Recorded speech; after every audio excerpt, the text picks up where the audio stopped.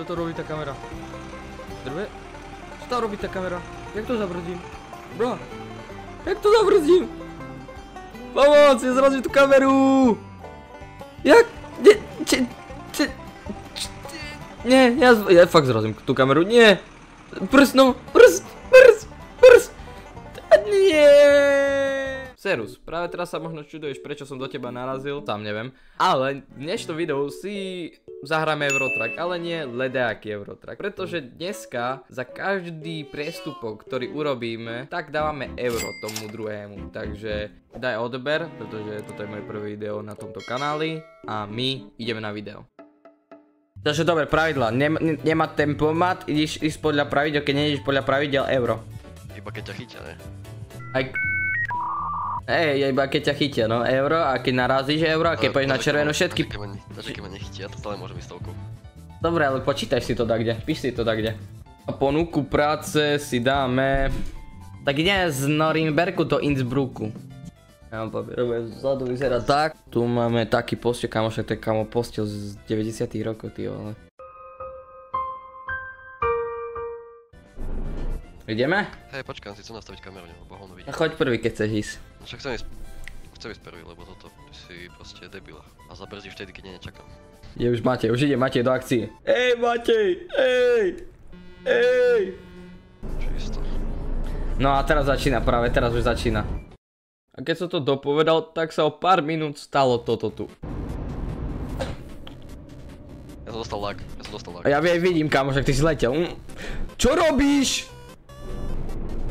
Ty si narazil! Kamo! Matej, euro!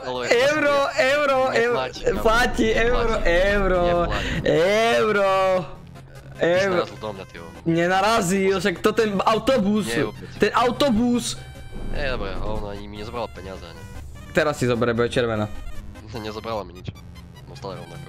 Kámo, ja mu neverím, Matej, poď hrať normálne, nie? Ja ti normálne, ja mám zapnutý replay.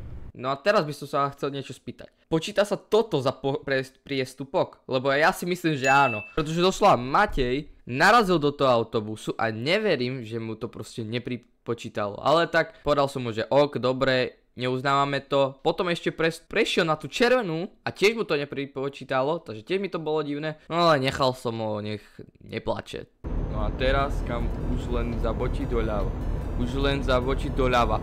Ty si kok! A takto, milé deti, nikdy nejazdíte, lebo dopadnete ako ja, lebo ja som dement a neviem sa pozerať aj na cestu, aj na GPS-ko. Zaparkujem kámočet na pána, pozeraj. Ja, tak nebudem. Čistý pán, kámo. Easy. A čo teraz? Vieš čo sranda? Že ja som zaparkoval na krivo, kur... Počkaj. Nie. Ty ko... Skoro stratil euro, kámo. Ty jazdíš. Ty si ho zrazil tam tú tetku v tom aute, ne? Hej no. Potom sa už nič také nedialo, len to, že som skoro dostal infarkt. Dobre, ja som sa zľakol.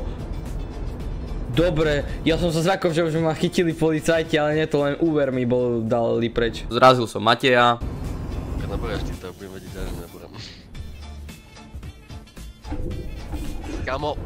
Alebo lepšie povedané, on zrazil mňa. A potom sa nám stala najdivnejšia vec z Eurotracku, čo sme zatiaľ zažili. Však pozrite sami. Ja na to ani nerobím, vieš. Tam je havária. A teraz čo? To je normálne havária, Matej. Kámo, to nebola ani havária, brat, tebe už načisto prepína. Doslova typek len zle zaparkoval, kámo. On chcel určite zaparkovať na tú pravú stranu, ale zaparkoval tak. Ale viete čo? Matej to s tým vybabral a kámo, doslova pošiel tam na ferovku, prišiel k tomu autobusu, potiahol na pravú stranu alebo otlačil a išiel ďalej, ani mu to neodpočítalo, takže...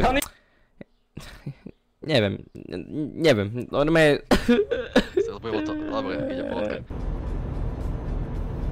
Aha, policajt, počkaj. To boli fakt policajti. Tak pomaly, že... Kámo, policia už tu bola, kámo, ja som sa postral, chlapol, je to 80-ka, kámo. Fú, ja som išiel 60. Fú, ty kokos, už som mal hovno na konci. Čo?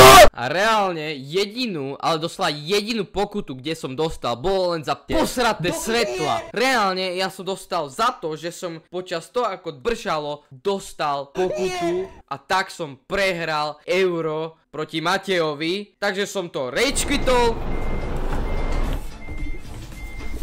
Kámo, ja toto neviem, serem to. A konec! Dovi, neserem na to, kamo. No slá, to není možné.